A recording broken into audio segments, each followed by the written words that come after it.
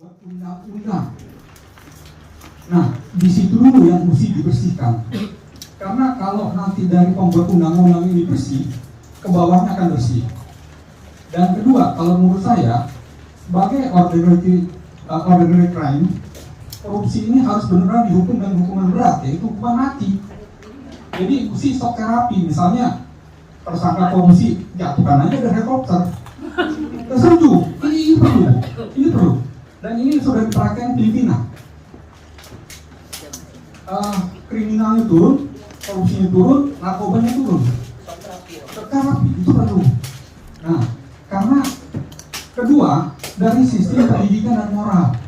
Kalau kita di agama kan mengatakan bahwa adab di depan ilmu, nah itu ternyata benar kan?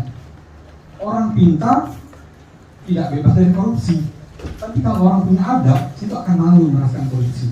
Nah, kalau menurut saya di situ sebenarnya masalahnya, dari sumber pembuat undang-undangnya dulu dibersihkan, kemudian penegakan hukumnya sebagai supremasi hukum itu adalah panglima tertinggi.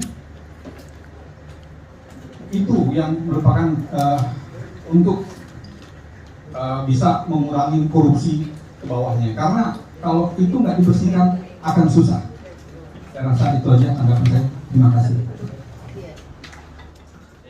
Sekarang masalahnya yang Bapak katakan tadi, kalau memang dilihat dengan cara yang waras, nggak mungkin KPK itu lemahkan, Pak.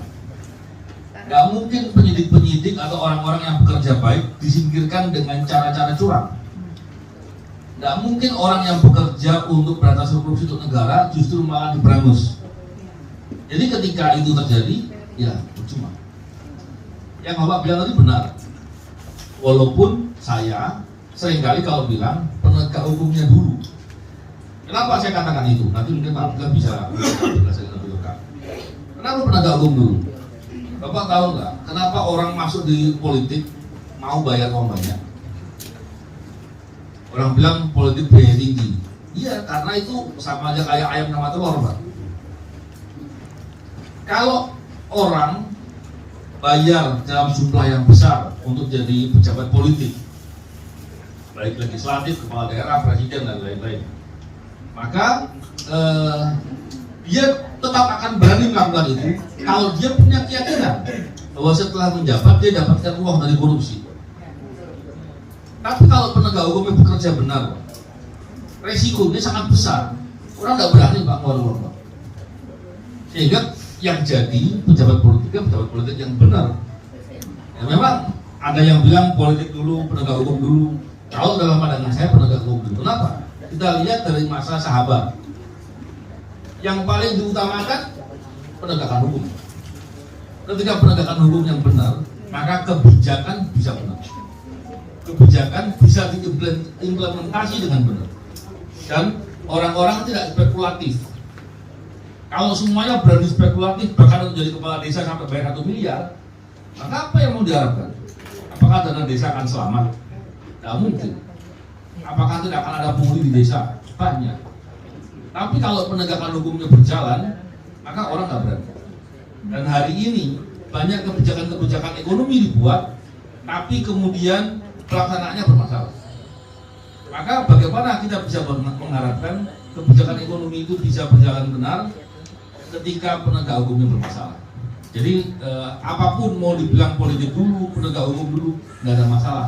Yang penting political will, ada kemauan. Tidak seperti sekarang, justru malah berlaku sebaliknya. Dari konstitusi, apakah itu bisa Pak kita lakukan? Jadi kita tidak terjebak untuk melakukan revolusi yang akan banyak dampak negatifnya, maupun konstitusi yang dipaksakan. Pertanyaan saya, bisakah kita menghadapi hal ini untuk memenangkan kehendak Allah, yaitu menjadikan Indonesia kembali sejahtera dengan jalan yang paling terbaik, visional dari konstitusi itu sendiri. Demikian, terima kasih.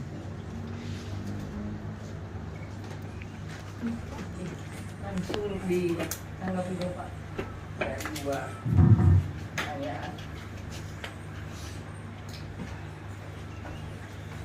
Yang pertama,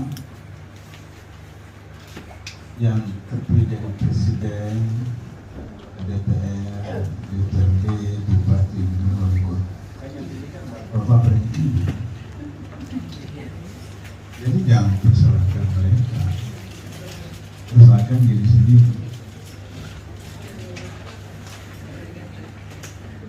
Itu satu. Yang kedua, saya tidak yakin kalau konsep yang disampaikan Bapak Ibu laksanakan bisa sampaikan. Untuk bisa jadi Kapres itu kan minimal 7 triliun. Ada teman di atas pimpinan partai satu pertemuan terbatas, dia bilang saya beban 3T, tapi saya harus cawapres Anies. Padahal orang itu bermasalah. Kemudian dari tim Anies, dari Nasdem, kita ke itu masuk urusan cawapres, tapi diminta juga 3T. Jadi itu problemnya. Sehingga dengan begitu maka 3T sampai 7T itu tidak akan terjadi kalau setiap rakyat, setiap orang itu punya kesadaran untuk memilih yang terbaik. Jadi jangan Bapak Ibu pilih calon istri, calon suami hanya istihara. Ini pemimpin juga istihara. Yang kedua, setelah pemilu, setelah pilpres, setelah pilkada, dia ditinggal, harus dikawal, dikontrol.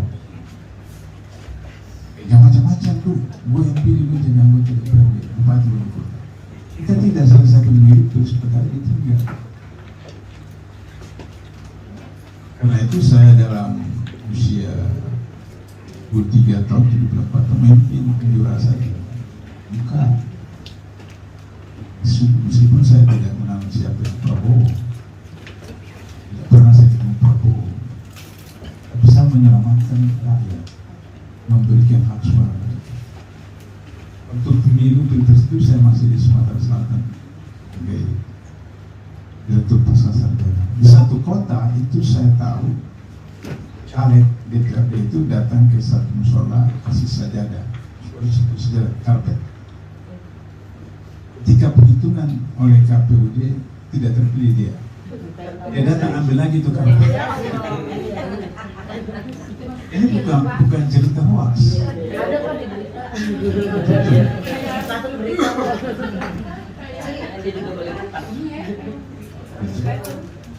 Atau misalnya pengalaman saudara dengan teman-teman di KPK, ada bupati di Madura yang ditangkap, yang diperiksa, terus teman-teman penyidik KPK, Bapak ini palsu. Begitu saya akan laporkan oleh kenapa Pak? Maka saya tanya Umar, maka kemudian Umar jelaskan, penjual jelaskan, maka kemudian kata orang ini, Anda harus kembalikan kepada yang punya jalan. Enggak bisa kan? Maka ini Umar mengaku kalah. Maka kemudian Umar mengatakan, kamu hari ini saya angkat kamu jadi hakim, bertugas di sana. Jadi Umar angkat hakim karena dia bagaimana di depan Khalifah dia bisa menyalahkan Khalifah. Penegakan hukum. Bagaimana Ali bin Abi Thalib yang menuduh tetangganya orang Yahudi mencuri baju perangnya, boleh pengadilan. Di pengadilan kepala negara bersama seorang Yahudi yang bukan Islam. Sama lakukan. Hakim tanya, siapa saksi Anda bahwa ini pemuda mencuri baju perangnya? Kata Ali, keluarga saya tidak bisa saksi. Maka kemudian pemuda Yahudi itu benar. Kemudian Ali kepala negara disalahkan. Nah setelah begitu kemudian pemuda Yahudi langsung kemudian asyhadu an la ilaha illallah wa asyhadu anna Muhammadan rasulullah. Karena keadilan. itu dia tergerak untuk masuk ke sana. Jadi penegakan hukum itu menjadi penting. Penegakan hukum. Nah problemnya adalah bagaimana proses rekrutmen buku saya itu ada saya jelaskan.